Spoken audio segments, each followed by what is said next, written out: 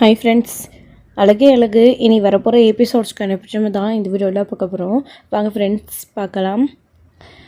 பாக்யராஜ் மலர்கிட்ட உனக்கு என்ன வேணும் கேளு, உன்னோட பிறந்த நாளுக்கு நான் வாங்கி கொடுக்குறேன் அப்படின்னு சொல்கிறாரு. அவங்க என்னமோ பெருசாக கேட்பாங்க அப்படின்னு பார்த்தா, ஆனால் சிம்பிளாக செலவே இல்லாமல் உங்க கூட பைக் ரைடு போகணும், அதுவும் நைட்டில் அப்படின்னு சொல்லிட்டாங்க. இதை கேட்டதுக்கப்புறமா பாக்யராஜ் அவ்வளோதானா அப்படின்னு சொல்லிட்டு போய் படுத்துட்டாரு. முதல்ல பெருசாக பட்ஜெட்குள்ளே கேளு அப்படின்னு உடனே கோவம் வந்துடுச்சு நம்ம மலருக்கு.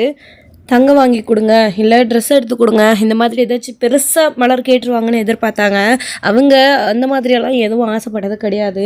இந்த வீட்டில் எல்லாருக்கும் ஏற்ற மாதிரி புரிஞ்சுக்கிட்டு நான் நடந்துகிட்ருக்கேன். என்றைக்கு உங்களோட செலவை மீறி நான் உங்களுக்கு செலவு வச்சுருக்கிறேன், எதுவாக இருந்தாலும் அட்ஜஸ்ட் பண்ணிட்டு தானே போயிட்டுருக்கேன். என்னமோ நான் உங்களுக்கு பெருசாக செலவு வச்ச மாதிரி சிம்பிளாக கேட்க சொல்கிறீங்களே அப்படின்னு கோவப்பட்டுட்டாங்க மலர் வந்துட்டு. இப்போவும் மதியும் மலரும் அந்த விஷயத்தை பற்றி தான் பேசிகிட்ருக்காங்க. ஸோ அவங்களுக்குன்னு மனசுக்குள்ளே நிறைய வலிகள் வேதனைகள் எல்லாமே இருக்குது, ஆசைகளும் இருக்குது. இது எல்லாத்தையும் அடக்கிக்கிட்டு தான் அந்த வலிகளையும் வேதனைகளையும் அனுபவிச்சிட்ருக்காங்க. அவங்களுக்கு விருப்பமே இல்லை அப்படின்னாலும் அந்த ஒரு விஷயத்த குடும்பத்துக்காக வீட்டில் இருக்கிறவங்க சொல்கிறாங்க அப்படின்றதுக்காக அதை அவங்க செய்கிறாங்க. அவங்க விருப்பத்துக்கு ஏற்ற மாதிரி ஒரு விஷயங்களை கூட அவங்களால வாய் விட்டு சொல்ல முடியல. அந்த அளவுக்கு தான் அவங்களோட நிலைமை இப்போ இருக்குது. அதை நினச்சி அவங்க ரொம்பவே வருத்தப்படுறாங்க. அந்த நைட் டைமில் அந்த எல்லா வேலையும் ஒரு 8 மணிக்கு மேலே அந்த வேலையெல்லாம் முடிச்சுட்டு சாப்பிட்டுட்டு எல்லோரும் முடிச்சதுக்கப்புறமா 9 மணிக்கு கழுவி முடிச்சுட்டு தூங்குகிற நேரம் போக அந்த 10 மணி வரைக்கும் ஒரு கொஞ்சம் நேரம் உட்கார்றது தான் அவங்களுக்கு மன நிம்மதியாகவே இருக்குது. திரும்பவும் காலையிலே 4-5 ஆகுதோ இல்லையோ எந்திரிச்சு எல்லா வேலையும் செய்யணும். இதில் பிடிச்ச மாதிரி ஒவ்வொரு டிஷ்ஷாக சமைக்கணும். ஓடி இந்த குடும்பத்துக்காகவே இந்த 6 வருஷத்தில் அவங்க மாடாக தேஞ்சிருக்காங்க. இதை பற்றி யாருமே கொஞ்சம் கூட கவலைப்பட்டதே கிடையாது. கல்யாணம் ஆன அடுத்த நிமிஷமே கிச்சனை விட்டு அவங்களோட அத்தை வெளியில் போயிட்டாங்க. வீட்டுக்கு ஒரு சமையல்காரி வந்தாச்சு, அவ்வளோதான், ஒரு ரோபோட் அப்படின்ற மாதிரி தான். எப்போ கல்யாணம் பண்ணிட்டு வந்தாங்களோ, முக்கியமாக குறிப்பாக லவ் மேரேஜ் பண்ணிக்கிட்டது ஒரே காரணம், அவங்க உன்னை இந்த வீட்டில் மருமகளை ஏற்றுக்கிட்டதே பெரிய விஷயம். நாங்கள் சொல்கிறலாம் நீ செஞ்சு தான் ஆகணும், இல்லைன்னா நீ பாட்டுக்கு கிளம்பி போயிட்டே உன்னை என்ன நாங்கள் எல்லாம் வெத்தலை பாக்கு வச்சு அழைச்சி எங்கள் பாக்யராஜுக்கு கல்யாணம் பண்ணிட்டு வந்தோமா, நீங்கள் 2 பேரும் ஓடி போனவங்க தானே, இப்படி தான் நடத்துவோம், நீங்கள் இது தான் செய்யணும் அப்படின்ற மாதிரி தான் மலரையே நடத்துகிறாங்க. ஏன் செலவுக்கு மட்டும்தான் பாக்யராஜ் தேவைப்படுறாரு, ஏதோ ஒரு விஷயம் 4 வார்த்தை பேச மட்டும்தான், மற்றபடி பாக்யராஜ் பேச்சை கூட அங்கே யாருமே எடுத்துக்கிறது கிடையாது. அந்த பொண்ணு ஓடி வந்தவன் நான், என்ன விட்டுருங்க, இந்த வீட்டுக்குள்ள அவரை கூட மதிக்கலைன்னா எப்படி அப்படின்ற வழி நிறையவே இருக்குது மலர் மனசில். அவ்வளோவும் இருந்தாலும் நம்மளால தானே, நம்மளை லவ் பண்ணி அவர் ஓடி வந்து நமக்காக கல்யாணம் பண்ணிக்கிட்டதுனால தானே அவங்க ஃபேமிலியை இப்போ எதிர்த்து நிற்கிறாரு. அவர் மேலேயும் ஃபேமிலியில் எல்லாருமே கோவமாக இருக்காங்க அப்படின்னு மலர் நினச்சிக்கிட்டு தான் எல்லா விஷயத்தையும் அட்ஜஸ்ட் பண்ணிட்டு போகிறாங்க. ஸோ அது தப்பு கிடையாது, சரிதான், அவங்களும் அட்ஜஸ்ட் பண்ணிட்டு போகிறாங்க. நம்ம வந்து லவ் பண்ணிக்கிட்டோம், நம்ம வீட்டில் அதாவது ஓடி வந்து கல்யாணம் பண்ணிக்கிட்டோம், அப்செட் பண்ணிக்கிட்டாங்க அப்படின்னு கொஞ்சம் பொறுமையாக இருக்கிறாங்க, இல்லைன்னு சொல்லலை. ஆனால் அதுக்கேற்ற மாதிரி இவங்களோட மனசு கொஞ்சம் மாற வேணாமா? கல்யாணம் 6 வருஷத்துலேருந்து ஒரு தடவை கூட மாறாமல் அதே மாதிரியே ரொட்டீனாக இருந்தால் அவங்களும் ரொம்ப கஷ்டப்படுவாங்க. எதுக்குமே மலரை கூப்பிட்றது கிடையாது, பாக்யராஜம் மதிக்கிறது கிடையாது. அப்படி இருக்கிறப்போ செலவுக்கு பணம்னு வரும்போது மட்டும் இதை பண்ணணும், அது செய்யணும், இது வேணும் அது வேணும்னு மட்டும் கேட்டால் அவங்களுக்கும் மனசு கஷ்டமாக இருக்கும்ல. அப்படிப்பட்ட ஒரு சூழ்நிலையில் கூட பணத்தை கொடுக்கும்போது கூட ஒரு வார்த்தை ஒரு சொல் கோவம் வந்துடும். ஸோ பேசுவாங்க, ஏதாச்சும் சொல்லுவாங்க அப்படின்னு கூட பாக்யராஜ் எதுவுமே பேசுறது கிடையாது. பணம் மட்டும் தேவை, நான் தேவை இல்லையா, என்ன ஒரு வார்த்தை கூட யாரும் கூப்பிட்றது இல்லையேன்னு எதிர்த்து கூட பேசுறது கிடையாது. அவ்வளோ புள்ள பூச்சியாக இருக்காங்க 2 பேருமே. அதனால தான் இன்னமும் காலில் போட்டு இவங்களை மிதிச்சுக்கிட்டே இருக்காங்க. பெற்றவங்களே பிள்ளையே கொஞ்சம் கூட மதிக்கலைன்னா அவர் எந்த அளவுக்கு கஷ்டமாக இருக்கும்.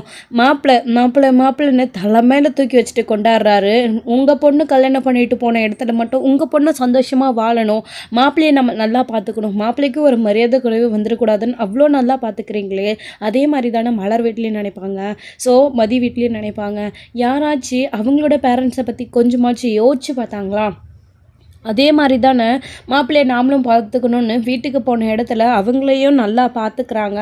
ஸோ நீங்கள் உங்கள் பொண்ணை எப்படி பார்க்குறீங்களோ அதே மாதிரி வீட்டுக்கு வந்திருக்கிற மருமகளையும் பார்த்தா இந்த கஷ்டம் வருமா? உங்களை ஒன்றும் அதிகபட்சம் நிறைய வேலை செஞ்சு அவங்களுக்கு ரெஸ்ட் கொடுக்க சொல்லலை, ஹெல்ப்ஃபுல்லாக இருக்கதா சொல்கிறாங்க. அதையே செய்ய மாட்டேன்னு வீம்புக்கு நிற்கிறவங்க கிட்ட என்ன பேச முடியும்? இவ்வளோ வலிகளையும் வேதனைகளையும் வச்சுக்கிட்டு தான் அவங்க மனசுக்குள்ளே எதையுமே பேசாமல் விட்டு கொடுத்து போகிறாங்க. அப்படி இருந்தும் அவங்கள ஒரு மனுஷியாக கூட மதிக்கிறது கிடையாது. ரொம்ப பாவம் அவங்க. எல்லாம் சரிதாங்க, நாளைக்கு விருந்துக்கு கூப்பிட்ருக்காங்கல்ல, எல்லாரும் வருவாங்களா அப்படின்றாங்க. கண்டிப்பாக வருவாங்க மதி, இவர்கிட்ட கூட சொல்லிட்டு போயிருக்காங்கல்ல அப்பா அம்மா, கண்டிப்பாக அவர் வீட்டில் பேசுவார், அத்தை மாமா கிட்ட பேசி கூட்டிகிட்டு வருவார் அப்படின்றாங்க. ஆனாலையும் உங்கள் ஹஸ்பண்ட் ரொம்ப பாவம் தாங்க. அவர் எனக்கு சப்போர்ட் பண்ணி பேசுறது கிடையாது. அப்பா அம்மா கௌரவம் நல்ல வேலை அப்படின்னு இருக்காரு. ஆனால் இவர் நல்ல வேலையில் இருந்தாலையும் அப்பா அம்மா கொஞ்சம் கூட மதிக்கிறது கிடையாது. ஆனாலையும் அப்பா அம்மாவை கொஞ்சம் கூட கொடுக்காம அவ்வளோ ஒரு நல்ல பர்சனாக நடந்துக்கிறாரு இவர். அது மட்டும் கிடையாது, எல்லா இடத்துலையும் இறங்கி விட்டு கொடுத்து பொறுமையாக போகிறாங்க. நம்மளை மதிக்கலைன்னா கூட அந்த இடத்துக்கு அங்கே போய் நிற்கிறாரு. நடந்து கட்டது நம்ம குடும்பம் எல்லாத்தையும் அட்ஜஸ்ட் பண்ணிட்டு செய்கிறாரு. இந்த மாதிரி ஒரு பர்சன் கிடைக்க உண்மையிலேயே கொடுத்து வச்சுருக்கணுங்க. நீங்கள் உங்களுக்கு அவர் சப்போர்ட் பண்ணல அப்படின்னு நீங்கள் எப்பயுமே வருத்தப்படாதீங்க. அவர் உங்களுக்கு சப்போர்ட் பண்ணிக்கிட்டு தான் இருக்காரு. உங்கள் மனசையும் காயப்படுத்தாமல் அவங்க அப்பா அம்மா மனசையும் காயப்படுத்தாமல் அவர் நடந்துக்கணும்னு நினைக்கிறாரு. ஆனால் பிள்ளை மனசை கஷ்டப்படணும்னு பெற்றவங்க அவங்க நினச்சதே கிடையாது. இவரும் தான் பாவம் அப்படின்ற மாதிரி தான் உட்காந்து பேசிகிட்டு இருக்காங்க. நாளைக்கு கண்டிப்பாக நம்ம எல்லாருமே அங்கே போகிறோம் அப்படின்னு மலர் மதிக்கிட்ட வாக்கு கொடுக்குறாங்க. நீ கவலைப்படாத அப்படின்னு. நாளைக்கு அங்கே போய் என்னெல்லாம் கூத்து நடக்க போதோ அப்படின்றாங்க. கண்டிப்பாக உனக்கு கூட தெரிஞ்சிருச்சாது அப்படின்றாங்க.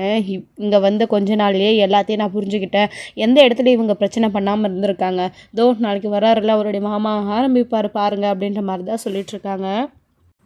ஆமாம், அங்கே போய் ஆனால் என்னை பொறுத்த வரைக்கும் உங்கள் வீட்டிலலாம் அந்த அளவுக்கு தங்கராஜ் அண்ணன் எதுவும் பிரச்சனை பண்ண மாட்டாருன்னு நினைக்கிறேன் அப்படின்றாங்க. ஆனால் அத்தையும் மாமாவும் அமைதியாக இருக்க மாட்டாங்க. எங்கள் வீட்டுக்கெல்லாம் விருந்துக்கு போகும்போது என்னெல்லாம் நடந்துச்சு தெரியுமா அப்படின்னு உட்காந்து பேசிகிட்டே தான் இருக்காங்க. பேசிட்டு கொஞ்சம் நேரம் கழிச்சு போயிட்டு தூங்கிட்டாங்க. மறுநாள் காலையில் வந்து விருந்துக்கு யார் யார் வரீங்கன்னு ஃபோன் பண்ணி கூப்பிட்டுட்ருக்காங்க அவங்களுடைய அம்மா.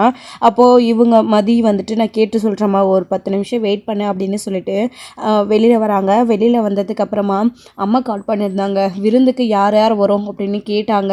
எல்லாருமே போகிறோம்ல, எல்லாருமே வரோன்னு சொல்லிட்டுமா அப்படின்றாங்க. அது என்னம்மா எங்களை கேட்காம நீயே முடிவு எடுக்கிறது? நாங்கள் வரோன்னு சொன்னோம்மா, அடிக்கிற வேலுக்கு நாங்கள் எல்லோரும் வந்து ஆகணுமா, நாங்கள் எங்கே இருக்கோம்ல அப்படின்றாங்க. என்னங்க நேற்று அம்மாவும் அப்பாவும் கூப்பிட்றப்போ சரி வரோம், முதல் தடவை கூப்பிட்றீங்க அப்படின்னு வரேன்னு தானே சொன்னீங்க. இப்போ இப்படி சொன்னால் என்ன அர்த்தம்? அம்மா வீட்டில் மற்ற ஏற்பாடெல்லாம் பண்ணணும்ல, சமைக்கணும், எவ்வளோ பேர் வரீங்க என்ன ஏதுன்னு சொல்லிட்டு அதுக்காக தான் கேட்குறாங்க அப்படின்றாங்க. ஓ, யார் வராங்க வரலன்றது உங்கள் அம்மா கேட்டு சிக்கனம் பண்ணி சமைப்பாங்களாம்மா? எல்லாரும் ஒரு வேளை வந்துட்டா கடைசியில் என்ன பண்ணுவாங்க? உங்கள் அம்மா அவ்வளோ கஞ்சத்தனமா அப்படி இப்படின்னு தேவையில்லாமல் இவங்களுடைய அத்தை பேசுகிறாங்க. உடனே மலர் ஓடி வந்து மதிக்காக, அத்தை அத்தை ஏன் அத்தை கோவப்படுறீங்க? அப்படி இல்லை அத்தை, எத்தனை பேர் வரீங்கன்னா அதுக்கேற்ற மாதிரி சமைக்கிறது கேட்குறது சரிதானே அத்தை? எல்லாருமே வரீங்களா? இல்லை உங்கள் அத்தை மாமா நேற்றே வருதுலன்னு சொல்லிட்டு இருந்தாங்களே, வருவாங்களா மாட்டாங்களா? வர கூட்டிகிட்டு வா, அவங்களையும் வர சொல்லு அப்படின்னு தான் கேட்டிருப்பாங்க அத்தை அப்படின்னு மலர் பேசுவோம். நீ என்ன அவளுக்கு சப்போர்ட் பண்ணிட்டு இருக்கியா? அவ என்னமோ யார் யார் வருவாங்க யார் யார் வரமாட்டாங்கன்னு கேட்டு சமைக்கிறதுக்காக செஞ்சிட்ருக்காங்க. அப்போ வந்தால் வாங்க, வரலைன்னா போங்க, எனக்கு என்ன, என் பொண்ணுக்கும் மாப்பிள்ளைக்கு மட்டும் சமைச்சு போட்டு அனுப்புறேன்ற மாதிரி அவங்க அம்மா பேசுகிறாங்களாம்மா அப்படின்னு தேவையில்லாததெல்லாம் பேசிகிட்டு இருக்காங்க அவங்களுடைய அத்தை. இப்போ நான் என்ன தப்பாக கேட்டுட்டேன் அப்படின்றாங்க. அத்தை கண்டிப்பாக நீங்கள் வரணும் இல்லை அத்தை, நீங்கள் மாமா எல்லாருமே போகணும் அத்தை, ஸ்ருதி எல்லாருமே போனால் தானே நல்லாயிருக்கும். தங்கராஜ் அண்ணன் வேறு வராருல்ல, அங்கே தனியாக தங்கராஜ் அண்ணனை மட்டும் அனுப்ப முடியுமா? மதி சுரேஷ் கூட நீங்கள் எல்லாருமே போகணும்ல அத்தை அப்படின்றாங்க. நீங்கள் எல்லாம்னா நீ வரலையா அப்படின்றாங்க. நானும் தான் அத்தை அப்படின்றாங்க. சரி சரி, மாப்பிள்ளை வராருல்ல, அப்போ எல்லாருமே வரும் அப்படின்னு அவங்களோட அத்தை சொல்கிறாங்க. மதி நீ போ, எல்லாருமே வருவாங்க, அம்மா கிட்ட போய் நீ சொல்லு அப்படின்னு சொல்லிடுறாங்க. சரிக்கா, எதுக்கு எடுத்தாலே ஒரு பஞ்சாயத்து, எதுவும் ஒரு விஷயத்தையுமே கேட்க முடியாது கிடையாது இந்த வீட்டில், வாயை திறந்து கூட பேசினா குத்தமாச்சின்னு மதி புலம்பிக்கிட்டே போயிட்டு, எல்லாரும் தாம்மா வராங்க அப்படின்றாங்க. நீ ரொம்ப ஓவராலாம் செலவு பண்ணி அங்கே அட்வான்ஸ் எடுத்து பண்ணிட்டு இருக்காத, இவங்களுக்கெல்லாம் சாப்பாடு போடுறதே பெரிய விஷயம், இவங்க பேசுகிற பேச்சுக்கு அப்படின்றாங்க. மதி அது எல்லாத்தையும் நான் பார்த்துக்கிறேன், நீ தேவையில்லாத எதையும் யோசிச்சுட்டு நீ குழம்பிட்டு இருக்காத, எல்லாரையும் கூப்பிட்டுட்டு வீட்டுக்கு வா, அது மட்டும் இல்லடி வந்து இங்கே ஏதாச்சும் பேசிகிட்டு இருக்காத, வாயை வச்சுட்டு அமைதியாயிரு, எல்லாருமே வராங்க, நீ எடுக்க முடுக்கா எதுவும் கேள்வி கேட்டு வைக்காத, விருந்துக்கு என்னென்ன சமைக்கணும் யார் யாருக்கு என்ன பண்ணணும்னு எனக்கு தெரியும்டி, அவங்க எதிரியாகவே இருந்தாலும் வயிறு நிறைய சாப்பிட்டுட்டு போகணும் தான் எல்லாருமே நினைக்கணும், ஸோ நீ அமைதியாயிரு நான் பார்த்துக்கிறேன் அப்படின்றாங்க. நீ அப்படி நினைக்கிறமா? ஆனால் யாரும் இங்கே ஒன்று அப்படி நினைக்கவே இல்லை, உங்களை ஒரு மனுஷியாக கூட மதிக்கிறது கிடையாது, அப்பாவையும் நீங்களும் இங்கே வந்தா பார்த்தீங்களா எப்படியெல்லாம் பேசுகிறாங்க, அவங்களுக்கு இந்த மரியாதை அதிகம் அப்படின்றாங்க. மதி அப்படி தான் இருப்பாங்க, பெரியவங்கன்னா நாம் தான் விட்டு கொடுத்து போகணும் அப்படின்றாங்க. நீங்கள் பெரியவங்க இல்லையாம்மா, உங்களுக்கு மரியாதை கொடுக்கணும்ல அப்படின்னு மதி பேசுகிறாங்க. நீ அமைதியாக ஃபோனை வை மதி, ரெடி ஆகிட்டு மாப்பிள்ளை கூட்டிட்டு வா என்ன அப்படின்னு கட் பண்ணிடுறாங்க அவங்களோட அம்மா. கட் பண்ணதுக்கப்புறமா மதி மலர் கிச்சனுக்கு வராங்க. என்னங்க இவங்க இப்படி பேசுகிறாங்க, யார் யார் வரும் தானே கேட்டோம், அது கூட ஒரு குத்தமா அப்படின்றாங்க. விடுமதி, இவங்களை பற்றி தான் உனக்கு தெரியும்ல, ஃபீல் பண்ணாத அப்படின்றாங்க. அவங்க என்ன தப்பாக கேட்டுட்டாங்களா, சமைக்கிறதுக்கு ஹெல்ப்ஃபுல்லாக இருக்கும்ல, எத்தனை பேர் வராங்கன்னு தெரிஞ்சா அதை கேட்டது கூட ஒரு கொத்தம், ஏதோ இவங்களுக்கு சாப்பாடை போடாமல் அங்கே சும்மா வர சொல்லியிருக்கிற மாதிரியே பேசுகிறாங்களே அப்படின்னு தான் மலர் மதிக்கிட்ட, அதாவது மதி வந்து பேசிகிட்டு இருக்காங்க மலர்கிட்ட. அடுத்து தங்கராஜ் போயிட்டு தங்கராஜ் வீட்லேயே அவங்களையும் கூப்பிடுறாங்க. அவருமே வந்துட்டு சரி வரேன் அப்படின்னு சொல்லிடுறாரு, வாக்கு கொடுத்துட்றாரு. சுரேஷை கூப்பிட்றதுக்கு சுரேஷ்க்கு வேலை இருக்குதுன்னு சொல்லிடுறாரு. கடைசி நிமிஷத்தில் சுரேஷ் நீ மட்டும் வரலன்னா நல்லா இருக்காதுரா, எல்லாருமே சேர்ந்து தான் போகணும் வாடா அப்படின்றாங்க. நான் வரலண்ணா, நீங்கள் எல்லாருமே போயிட்டு வாங்க அப்படின்றாங்க. டே, விருந்துக்கு கூப்பிட்றது மாப்பிள்ளையும் பொண்ணும் இருந்தாண்டா, முக்கியமாக விருந்துக்கு கூப்பிடணும், அவங்க இத்தனை நாள் கழிச்சு கூப்பிட்றதே பெரிய விஷயம், கூப்பிடுவாங்களா மாட்டாங்களான்னு நானே நினச்சிட்டு இருந்தேன், முரண் ஒன்று இருக்குல்லடா மாப்பிள்ளை நடுடா அப்படின்னு கூப்பிட்டுட்டே இருக்காங்க. அம்மா ப்ளீஸ்மா சொன்னால் கேளுமா, லீவ் கொடுக்க மாட்டாங்கம்மா அப்படின்னு கேட்டால் தானே தெரியும். சுரேஷ் கூப்பிடுடா, சும்மா வா, மாப்பிள்ளையே பொண்ணையும் விருந்துக்கு கூப்பிட்றது அப்படின்னா நடுடா அப்படின்றாங்க. எல்லாம் ஒரு கணக்காக தான் அவங்க சொல்லிட்டு இருக்காங்க. ஸோ மாப்பிள்ளையும் பொண்ணையும் விருந்துக்கு கூப்பிட்டா கல்யாணம் ஆன முதல் நாள் ஸோ மாப்பிள்ளைக்கு ஏதாச்சும் செய்வாங்க, ஸோ தங்க வைக்கிற வேலைக்கு அரை பவுன் போட்டால் கூட ரொம்ப பெரிய விஷயம் அப்படின்ற மாதிரி தான் அவங்க நினச்சிக்கிட்டு ஸோ என்ன போடுறாங்களோ, ஒரு பவுன் அரை பவுன் 2 பவுனில் மாப்பிள்ளைக்கு செயின், கைக்கு வந்து செயின் அந்த மாதிரிலாம் போடுவாங்கன்னு நினச்சிட்ருக்காங்க அவங்க. அதுக்கப்புறம் சுரேஷுக்கு வந்துட்டு அவங்களோட மாமா கால் பண்ணுறாரு. என்ன சுரேஷ் எல்லோரும் கிளம்பிட்டிங்களா அப்படின்றாங்க. மாமா அது வந்து அப்படின்றாங்க. என்னடா இழுத்துட்ருக்க, உன் மாமியார் வீட்டுக்கு போகிறதுக்கு நாங்கள் கிளம்பி ரெடியாக நிற்கிறோம், நீ என்னடா ஆணிட்டுருக்க அப்படின்றாங்க. குடுடா மாப்பிள்ளை தானே அப்படின்னு வாங்கி பேசுகிறாங்க. மாப்பிள்ளை நான் மாமா பேசுகிறேன் அப்படின்றாங்க. சொல்லுமாம்மா என்ன சுரேஷ் இன்னும் கிளம்பலையா, ஊனிட்டுருக்கான் அப்படின்றாங்க. எல்லோரும் கிளம்பியாச்சு மாப்பிள்ளை, அவன் மட்டும் கடைசி நேரத்தில் வேலை இருக்குன்னு நின்றுட்டுருக்கான் மாப்பிள்ளை, வரமாட்டேன்னு அப்படின்னு இருக்காங்க. என்னது வரமாட்டேன்னு வேலை இருக்குன்னு சொல்கிறானா, கொடுங்க நான் பேசுகிறேன் அப்படின்னு திரும்பவும் ஃபோனை கொடுத்ததுக்கப்புறமா ஏன்டா சுரேஷ் இன்னைக்கு உன் மாமனார் வீட்டில் எனக்கு விருந்துடா, என்ன நீ வரமாட்டேன்னு சொல்லிட்டு இருக்க, கிளம்பி வாடா அப்படின்றாங்க. மாமா ப்ளீஸ் மாமா நான் எப்படி வந்தாங்க அப்படின்றாங்க. டே நான் வரேன்ல, நீ வந்து தான் ஆகணும் வா அப்படின்றாங்க. சரி மாமா வரேன்னு அடுத்த நிமிஷமே போய் துணியை மாற்றிட்டு வராங்க. வீட்டில் எத்தனை பேர் சொல்லி கேட்காதவர் அவர் மாமா சொன்னோடனே வரேன்னு சொல்கிறாரு. அப்பா அம்மா கூப்பிட்டாங்கல்ல, அந்த மரியாதைக்காச்சும் போகணுன்ற எண்ணம் கொஞ்சம் கூட கிடையாது அப்படின்னு மதிக்கு பயங்கர கோவமாக வருது. எல்லாருமே கிளம்பி மதியோடைய வீட்டில் போய் நிற்கிறாங்க. மதி வீட்டில் எல்லாருமே வரவேற்கிறாங்க. உள்ளே கூப்பிட்டு எல்லாருக்குமே விருந்து வைக்கிறாங்க. சாப்பிடும்போது அவங்க அத்தை 9 குறை சொல்கிறாங்க. ஸோ இது சரியில்லை அது சரியில்லை, உப்பு இருக்குது காரம் இருக்குது அப்படின்னலாம், இது சப்புன்னு இருக்குது, என்னதான் இருந்தாலும் மலர் செய்கிற மாதிரி வராரு, அவளே நல்லா சமைப்பா, இது என்ன சாப்பாடு இப்படி சமைச்சிருக்கீங்க அப்படின்றாங்க. மதியம் அமைதியாக இருப்பாங்களா, வாயை வச்சுட்டு அமைதியாக இல்லாமல் எங்கள் வீட்டில் இதெல்லாம் நாங்கள் எப்பயுமே சமைக்கவே மாட்டோம், சிம்பிளாக தான் நாங்கள் டிஷ்ஷஸ் முடிப்போம். ஸோ இப்போ வீட்டில் இவ்வளோ பேருக்கு சமைக்கணுன்னா ஏதாச்சும் கொஞ்சம் குறை தான் வரும், எல்லாருக்கும் எல்லாமே கரெக்டாக வந்துடாது இல்லைங்களா அப்படின்றாங்க. நீ என்னம்மா உன் அம்மாவை நான் என்ன தப்பாக சொல்லிட்டேன், இது சரியில்லை அது சரியில்லைன்னு சொன்னால் தான் அவங்க அடுத்த டைம் அதை மாற்றிப்பாங்க, அது சொன்னது ஒரு குத்தமாக அப்படின்றாங்க. அது இப்படி தானே எல்லோரும் முன்னாடியும் வச்சு அவங்க மனசு கஷ்டப்படுற மாதிரி பேசுவாங்க, ஏன் அவங்க உங்களுடைய சம்மந்தி தானே, நீங்கள் சாப்பிட்டுட்டு பின்னாடி கொஞ்ச நேரம் அவங்கள தனியாக கூப்பிட்டு இப்படி இருந்துச்சு இதை சரி பண்ணிக்கோங்க அப்படின்னு தனியாக சொல்லலாம்ல, இப்படி அசிங்கப்படுத்துகிற மாதிரி பேசிட்டு நான் என்ன தப்பாக சொல்லிட்டேன்னு கேட்குறீங்களா அப்படின்னு மதி கேட்கவும், என்னங்க இது உங்கள் பொண்ணு இப்படி சொல்லிகிட்ருக்கா, இது சரியில்லைன்னு நான் சாதாரணமாக தானே சொன்னேன் அப்படின்றாங்க. என்னம்மா மதி நீ ஏன் உன் அம்மாவை இப்போ அத்தை எதுவுமே சொல்லவே இல்லையே, சும்மா சாதாரணமாக தானே சொன்னாங்க, இதுக்கு ஏன் இப்படி பேசிகிட்ருக்க நீ அப்படின்னு கோவப்பட்டு ஒருத்தர் மாற்றி ஒருத்தர் பேச ஆரம்பிச்சிடுறாங்க.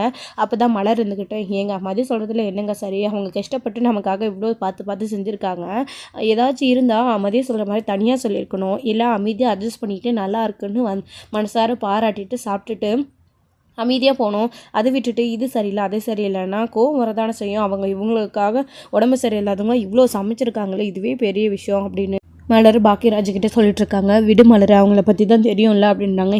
நாம் வேறுங்க, வீட்டில் என்கிட்ட பேசுகிறது வேறுங்க, வெளியாட்களையும் மற்றவங்களையும் இப்படியே பேசுனா எப்படிங்க, ஏன் அம்மாவையும் தம்பியையும் தான் அசிங்கப்படுத்துகிறாங்கன்னா இப்படி மதியோடைய அப்பா அம்மாவையும் அசிங்கப்படுத்துகிறேன் எப்படிங்க, கடைசி நிமிஷத்தில் அவங்க கல்யாணத்துக்கு ஒத்துக்கிட்டதே பெரிய விஷயம், அவங்க மனசளவில் வருத்தப்பட்டுக்கிட்டு தன் பொண்ணை கல்யாணம் பண்ணி கொடுக்க சம்மதிக்கிட்டாங்க ஒரு நைட்டுலேயே, ஸோ அதுக்காக வச்சு கொஞ்சம் மரியாதை வச்சு கொடுக்கணும்ல அப்படின்னு தான் இங்கே மலர் வந்து பேசிகிட்ருக்காங்க. இருக்காங்க. இது எதுக்கு ஒரு பிரச்சனை ஆக்கிட்டு இப்போ என்ன சொல்லிட்டாங்க அம்மா, பேசாமல் அமைதியை சாப்பிடு அப்படின்னு சுரேஷ் எல்லார் முன்னாடியும் மதியக்கிட்ட கோவப்பட்டு பேசுவோம். மதியம் திரும்பவும் நான் என்ன தப்பாக சொல்லிட்டேன், உங்களுடைய அம்மா கேட்குறது மட்டும் சரியா அப்படின்னு திரும்பவும் பேசுவோம். இது எல்லாத்தையுமே எல்லாருமே பார்த்துட்டு தான் இருக்காங்க. மாப்பிள்ளையும் பொண்ணும் இன்னும் புரிஞ்சுக்கல, ஒருத்தருக்கு ஒருத்தர் எவ்வளோ கோபமாக இருக்காங்கன்னு அவங்களுடைய அப்பா அம்மா கூட தெரிஞ்சுக்கிறாங்க. ஒரு வழியாக அப்படி இப்படின்னு பேசி முடிச்சதுக்கப்புறமா சாப்பிட்டுட்டு எல்லாருமே எந்திரிச்சிடுறாங்க. எந்திரிச்சதுக்கப்புறமா மொரன்னு ஒன்று இருக்குது இல்லைன்னு சொல்லிட்டு வீட்டில் எப்படி செஞ்சாங்களோ அதே மாதிரி இங்கேயும் பழம் வெத்தலை பாக்கு இதெல்லாம் வச்சு கொடுத்து அனுப்பிடலான்னு நினைக்கிறாங்க. என்னது இதெல்லாம் அப்படின்றாங்க.